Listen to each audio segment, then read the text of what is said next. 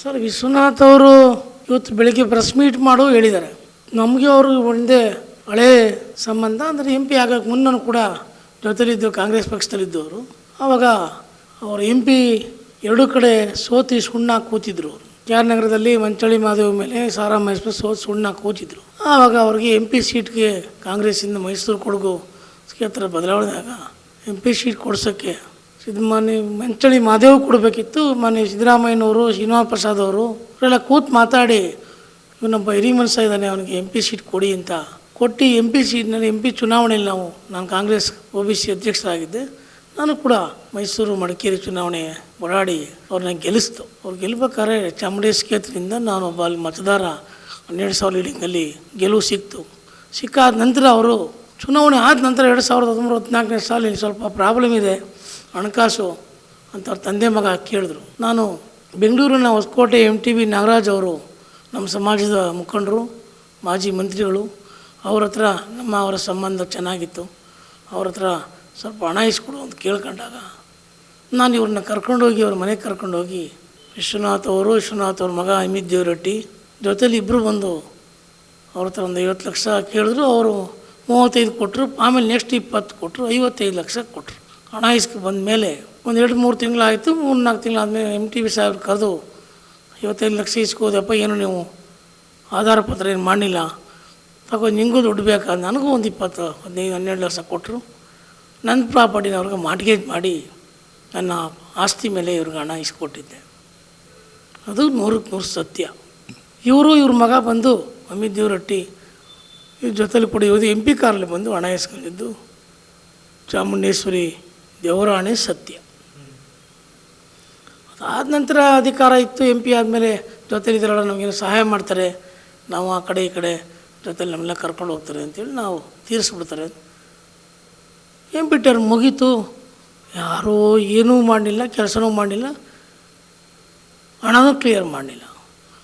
ಕಾಲಕ್ರಮೇಣ ಇವರು ಬರ್ತಾ ಕಾಂಗ್ರೆಸ್ನಲ್ಲಿ ಮತ್ತೆ ಚುನಾವಣೆ ಸೋತ ಮೇಲೆ ಇವರು ನಮ್ಮ ಪಕ್ಷ ಬಿಟ್ಟು ಬೇರೆ ಬೇರೆ ಪಕ್ಷಕ್ಕೆ ಹೋದರು. ಆಗ ಇವರ ಸಂಬಂಧ ದೂರ ಆಯಿತು. ಸ್ವಲ್ಪ ಆಗೂ ಕೂಡ ನನಗೆ ಇಲ್ಲ ಅಂದರೂ ಹೋಗಿ ಇವ್ರು ಕೇಳಿದೆ, ನನ್ನ ಮಗ ನೀನು ಇಸ್ಕೊಂಡಿದ್ರೆ ಏನೋ ಸೆಟ್ಲ್ಮೆಂಟ್ ಮಾಡಿಕೊಡ್ತೀನಿ ಅಂತ ಕೊಡಲಿಲ್ಲ. ಆಮೇಲೆ ಇವ್ರ ಮಗನ ಕೇಳ್ದು, ಅಪ್ಪಾಜಿ ಕೇಳೋಣ ಅಂದರು. ಇದಾದ ನಂತರ ಇವರೇ ವಿಶ್ವನಾಥ್ ಅವರು MTB ಸಾರ್ ಮನೆಗೆ ಕಳೆದ 25ನೇ ಇಸ್ವಿ ಸೆಪ್ಟೆಂಬರ್ 24 ಕರ್ಕೊಂಡು ಹೋದೆ. ನನಗೂ 6 ತಿಂಗಳು, ವರ್ಷ, 2 ವರ್ಷ, 3 ವರ್ಷ ಆಗೋಯ್ತು. ಇವ್ರಿಗೆ ಬಂದು ಕೈ ಮುಗಿದು ಕರ್ಕೊಂಡು ಹೋದೆ. ನನ್ನ ಪ್ರಾಪರ್ಟಿ ಇಟ್ಕೊಬಿಟ್ಟಿದ್ದಾರೆ, ಅವ್ರು ಕೊಡ್ತಾಯಿಲ್ಲ, ವಿಶ್ವನಾಥ್ ಅವ್ರು ಕ್ಲಿಯರ್ ಮಾಡುವಂತಾರೆ. ಕರ್ಕೊಂಡು ಹೋದಾಗ ಇವರಲ್ಲಿ ಮಾತಾಡಿ ಆಯಿತು, ನಮ್ಮ ಮಗಂತ ಮಾತಾಡಿ ಇಬ್ಬರನ್ನೂ ಕರ್ಕೊಂಡ್ಬಂದು ಸೆಟ್ಲ್ಮೆಂಟ್ ಮಾಡ್ತೀನಿ ಅಂತ ಹೇಳಿದ್ರು. ಹೇಳ್ಬಿಟ್ಟು ಬಂದ ನಂತರ ಮಾಡಲಿಲ್ಲ. ಮತ್ತು ನವಂಬರ್-ಡಿಸೆಂಬರ್ಗೆ 1 ತಿಂಗಳು 2 ತಿಂಗಳು ನಾನು ಕೂಡ ಒಂದು 40-50 ಬಾರಿ ಇರ್ಬೋದು ಇವ್ರು KR ನಗರಕ್ಕೆಲ್ಲ ಹೋಗಿ ನಾನು ನನ್ನ ಹೆಂಡ್ತಿ ನಮ್ಮ ಅಕ್ಕ ತಂಗಿರೆಲ್ಲ ಹೋಗಿ ಎಲ್ಲ ಕೈ ಮುಗಿದು ಕೇಳಿದ್ರು. ಅವರು ಡಿಸೆಂಬರ್ ಅಧಿವೇಶನ, ಚಳಿಗಾಲ ಅಧಿವೇಶನ, ಬೆಳಗಾವಿ ಅಧಿವೇಶನ ಹೇಳ್ಕೆ ಮುಂದೆ ಕಾಲ ಬಂದರು. ಅದು ಆಗಲಿಲ್ಲ. ಅವ್ರ ಮಗನ ಹೋಗಿ ಕೇಳ್ದೆ. ಅವ್ರ ಮಗ ಅಮಿತ್ ದೇವರಟ್ಟಿ ಅಂಕಲ್ ಒಬ್ಬಸ್ ಹತ್ರ ನನ್ನ ಮೇಲೆ ಕೈ ಮಾಡೋಕ್ಕೆ ಬಂದ. ನಾನು ಸುಮ್ಮನೆ ಆಗ್ಬಿಟ್ಟೆ. ನಿಮ್ಮ ತಂದೆ ಕೇಳ್ತೀವಿ ತಿಳಿಸೋಣ ಅಂತ. ಅವ್ರ ತಂದೆಗೆ ಅದಾದ 1 ವಾರಕ್ಕೆ 3 ದಿನಕ್ಕೆ ತಂದೆ ಹತ್ರ ಹೋಗಿ ಎಲ್ಲ ನಾವು ಕಾಡ ಆಫೀಸಲ್ಲಿ ಅವ್ರು KR ಬರೋದಿಂದ ಕಾಯ್ಕೊಂಡು ಕಾಡ ಒಪ್ಪಿಸ್ತು. ಹಿಂಗೆ ಗಲಾಟೆ ಆಯಿತು, ನಮ್ಮ ಹಣ ಕ್ಲಿಯರ್ ಮಾಡಿಸ್ಕೊಡಿ. ಆಯಿತು ಅವ್ನು ಕರೆದು ಮಾತಾಡ್ತೀನಿ ಅಂದ್ಬಿಟ್ಟು 1 ತಿಂಗಳು 2 ತಿಂಗಳು ಬಿಡಿ ಹಾಗೇ ಹೋಯ್ತು. ಆದ ನಂತರ MTB ಸಾಹೇಬರು ನಮಗೆ ಹಣ ಇಸ್ಕೊಡು ಅಂದರೆ ನಮ್ಗೆ ಒತ್ತಾಯ ಮಾಡಿದ್ರು. ಹಾಗೆ ಮತ್ತೆ ಇವರು ಡಿಸೆಂಬರ್ ತಿಂಗಳಲ್ಲಿ ಇವರು LHL ಇದ್ದರು. LHL ಹೋಗಿ ಇವರಿಗೆ ನಾವು HM ರೇವಣ್ಣ ಸಾಹೇಬ್ರ ಅಧ್ಯಕ್ಷತೆ ಕೇಳಿದೆವು. ಆಗಲೂ ಕೂಡ ಇವರು ನಾನು ನಿನ್ನ ಮಗ ಉಂಟು ನೀವು ಉಂಟು ನಾನು ಕೊಡಲ್ಲ. ಅಲ್ಲಿ ಗಲಾಟೆ ಮಾತಾಡಿತ್ತು. ಬಂದ್ಬಿಟ್ಟು ನಂತರ ಜನವರಿ ಹೊಸ ವರ್ಷ ಆಯಿತು. ಫೆಬ್ರವರಿ ತಿಂಗಳು ಮೈಸೂರು ಸಿಗ್ತಾರಲ್ಲ ಬೆಂಗಳೂರಲ್ಲಿ ಬೇಡ ಅಂತ ಬಂದ್ಬಿಟ್ಟು ಇವ್ರ ಮಗ ಬಂದು MTB ನಾಗರಾಜ್ ಸಾಹೇಬ್ರ ಒಪ್ಕೊಂಡಿದ್ದ, ಇಷ್ಟು ಕೊಡ್ತೀನಿ ಅಂತ. ಅದು ಫೋಟೋ ವೀಡಿಯೋ ಎಲ್ಲ ಇದೆ. ಇವ್ರು ಬಂದಿರೋದು ಅವ್ರಿಗೆ ಗೊತ್ತಿದೆ. ಅವರು ಇಂಥ ಬಡವ ಮೇಲೆ ಸಿಕ್ಸ್ಬಿಟ್ಟು ಅವನ ಆಸ್ತಿ ಕೊಟ್ಟು ಯಾಕೆ ಈ ರೀತಿ ಮಾಡ್ತೀವಿ ಅಂತ MTB ಸಾಹೇಬ್ರು ಹೇಳಿದ್ರು. ಸೆಟ್ಲ್ಮೆಂಟ್ ಮಾಡ್ತೀನಿ ಅಂತ ಬಂದ್ಬಿಟ್ರು. ಅವ್ರು ನನಗೆ ಒತ್ತಾಯ ಮಾಡಿದ್ರು, ಅವ್ನು 55 ಲಕ್ಷಕ್ಕೆ ಬಡ್ಡಿ ಎಲ್ಲ ಸೇರಿ 1,49,00,000 ಆಗಿದೆ, ಅವ್ನ ದುಡ್ಡು, ನಿನ್ನ ದುಡ್ಡು ತಂದುಬಿಟ್ರೆ ನಾನು ನೀನು ಆಸ್ತಿ ಕೊಡಲ್ಲಪ್ಪ, ಅವ್ನ ಆಸ್ತಿ ಕೊಡು. ಆಯ್ತು ಸರ್, ಏನೋ ಮಾಡಿಕೊಡಿ ಸರ್, ನಮಗೆ ಬಡವರು ಇದರದ್ದು ಆಸ್ತಿ ಇರುವಂತೆ ಅಂತ ಕೈ ಕೇಳ್ಕೊಂಡೆ. ಆಗ ಅವರು ಟೈಮ್ ಕೊಟ್ಟರು, ಪಾಪ ಇಲ್ಲಿವರೆಗೂ ಕೊಟ್ಟಿದ್ದಾರೆ. ಫೆಬ್ರವರಿ 26ನೇ ತಾರೀಕಲ್ಲಿ ಜಲದರ್ಶನಲ್ಲಿ ಪ್ರೆಸ್ ಮೀಟ್ ಮಾಡ್ತಾಯಿದ್ರು ವಿಶ್ವನಾಥ್ ಅವರು. ನಾನು ಆಕಸ್ಮಿಕ ಜಲದರ್ಶನಿಗೆ ಹೋದೆ. ಪ್ರೆಸ್ ಮೀಟ್ ಆದ ನಂತರ ಒಳಗಡೆ ಅವ್ರನ್ನ ಪ್ರಶ್ನೆಗಳ ಹೋದ್ಮೇಲೆ ಕೇಳಿದೆ, ಸರ್ ಈಗ ನೀವು ಈಗೇನು ಹಣ, ನಿಮ್ಮ ಹಣ 55 ಲಕ್ಷಕ್ಕೆ 1,49,00,000 ಹೇಳ್ತಾರೆ, ನೀವು ಬಂದಿದ್ದೀರಿ, ಬಂದು ನೀವು ಒಪ್ಕೊಂಬಂದಿದ್ದೀರಿ, ನಿಮ್ಮ ಮಗ ಬಂದಿದ್ದಾರೆ, ಅದಕ್ಕೆ ಅವ್ರಿಗೆ ನೀವು ಹಣ ಇಸ್ಕೊಡಿ ಅಂತ ಕೇಳಿದಾಗ ಏಕಾಏಕಿ ನಮ್ಮ ಮೇಲೆ ನೀವೆಲ್ಲ ಸಿದ್ದರಾಮಯ್ಯನ ಚೇಲಗಳು, ಸಿದ್ದರಾಮಯ್ಯನ ಶಿಷ್ಯರು, ನಮಗೆ ಬಾಯಿಗೆ ಬಂದಂಗೆ ಹವ್ಯಾಸ ಶಬ್ದದಿಂದ ಕೆಟ್ಟ ಶಬ್ದದಲ್ಲಿ ಬೈದು ನನಗೆ ಅಲ್ಲೇ ಮಾಡಿ ತಲೆ ಮೇಲೆ ಹೊಡೆದು ಕಳಿಸು. ಅಲ್ಲಿದ್ದವರು ಅಕ್ಕಪಕ್ಕ ಸ್ನೇಹಿತರು ಕಳಿಸ್ಬಿಟ್ರು, ಎಲ್ಲ ಇರೋಣ ಬೇಡ ಇವೆಲ್ಲ. ಅದಾದ ನಂತರ ನಾನು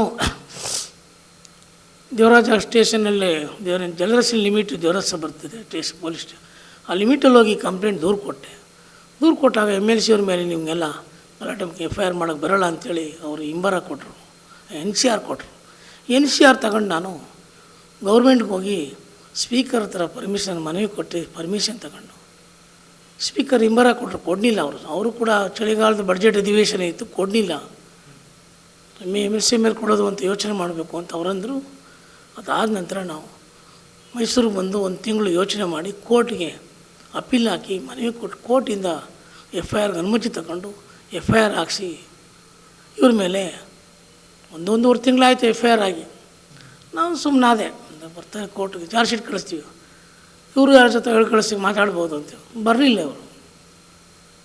ಆದ ನಂತರ ನಿನ್ನೆ ಇವರು ಈ FIRನ ಕ್ಯಾನ್ಸಲ್ ಮಾಡ್ಸೋಕ್ಕೆ ಹೋಗಿದ್ದಾರೆ, ಮೈಸೂರು ಡಿಸ್ಟಿಕ್ ಕೋರ್ಟ್ ಹೈಕೋರ್ಟ್ ಇದೆ ಅಂತ ನನಗೇನು ಮನವಿ ಬಂತು, ಮೆಸೇಜ್ ಬಂತು, ಮಾಹಿತಿ ಬಂತು. ಅಲ್ಲಿ ಇವರು ಮಾಡಿದಾಗ ಮೀಡಿಯಾದವ್ರಿಗೆ ನಿಮಗೆ ಸ್ಪ್ರೆಡ್ ಆಗಿದೆ. ಅವ್ರ ಉದ್ದೇಶ ಏನಂದರೆ ಸಿದ್ದರಾಮಯ್ಯನ ಮಗ ಸಿದ್ದರಾಮಯ್ಯನ ಕುಮ್ಮಕ್ಕಿಂದ ಇದು ಕೆಲಸ ಮಾಡಿದೆ, ಈ ಥರ ಮಾಡಿದ್ದಾನೆ, FIR ಹಾಕ್ತಿದ್ದೀನಿ ಅಂತ ಅವ್ರ ಉದ್ದೇಶ. ಮಾನ್ಯ ಸಿದ್ದರಾಮಯ್ಯ ಸಾಹೇಬರು ಮಗ ಕುಮ್ಮಕ್ಕು ಅಂತ, ಸಿದ್ದರಾಮಯ್ಯ ಸಾಹೇಬ್ರ ಮಗನಿಗೂ ಈ FIRಗೂ ಏನೂ ಸಂಬಂಧ ಇಲ್ಲ, ಸತ್ಯಕ್ಕೆ ದೂರವಾದ್ದು. ಇವರ ಸುಳ್ಳು, ಇವರು ಪ್ರೆಸ್ ಮೀಟ್ ಮಾಧ್ಯಮ ಮೀಟಲ್ಲಿ ದಿನಕ್ಕೊಂದು ಪ್ರೆಸ್ ಮೀಟ್ ಮಾಡ್ತಾರೆ, ವಾರಕ್ಕೊಂದು ಮಾಡ್ತಾರೆ, ತಿಂಗಳಲ್ಲಿ 4-2 ಮಾಡ್ತಾರೆ. ಇವರು ಜಲದರ್ಶನಲ್ಲಿ ಪ್ರೆಸ್ ಮೀಟ್ ಮಾಡಬಾರ್ದು ಅಂತ ಇವ್ರ ಮೇಲೆ ಸರ್ಕಾರದಿಂದ ಆದೇಶ ಮಾಡಿಸಿದ್ದೀನಿ. ಇವರೆಲ್ಲರ ಮಾಡ್ಕೊಳ್ಳಿ, ಇವ್ರ ಪತ್ರಕರ್ತರ ಭವನ ಇದೆ ಮಾಡ್ಕೊಳ್ಳಿ, ಪಬ್ಲಿಕಲ್ಲಿ ಎಲ್ಲರೂ ಮಾಡ್ಕೊಳ್ಳಿ. ಇವರು ಸರ್ಕಾರ ನಿವೃತ್ತಿ ಹೆಂಚು ಬಂದವರೇ, ಏನು MLC ಆಡಳಿತ ಮುಗೀತು, ಈಗ ಏನಾರು ಹೇಳಬೇಕು, ಬೇರೆಯವ್ರ ಮೇಲೆ ದೂರು ಕುಣಿಸಿ ಇವರು ಅಧಿಕಾರ ಪಡಿಬೇಕು, ಇದೇ ಇವ್ರ ಉದ್ದೇಶ. ಇವ್ರ ಬಗ್ಗೆ ಮೈಸೂರು ಜಿಲ್ಲೆ ಎಲ್ಲ ಜನತೆ ನೋಡಿದ್ದಾರೆ.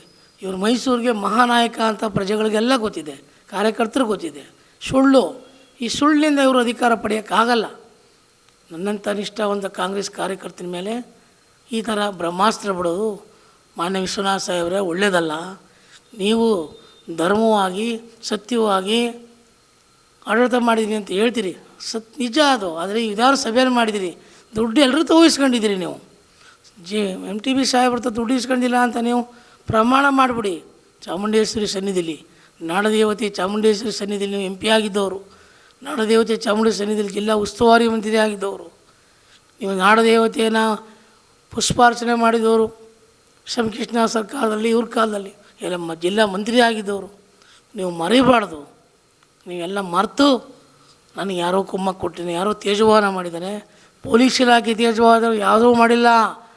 ಆಡಳಿತ ಚುರುಕಿದೆ, ಆಡಳಿತ ಮಾನ್ಯ ನ್ಯಾಯಾಧೀಶರು ಪರ್ಮಿಷನ್ ತಗೊಂಡು ನಿಮ್ಮ ಮೇಲೆ FIR ಆಗಿದೆ. ಹಣ ಇಸ್ಕೊಂಡಿರೋದು ಸತ್ಯ, ನೀವು ಬಂದಿರೋದು ಸತ್ಯ, ನಿಮ್ಮ ಮಗ ಬಂದು ಒಪ್ಕೊಂಡಿರೋದು ಸತ್ಯ.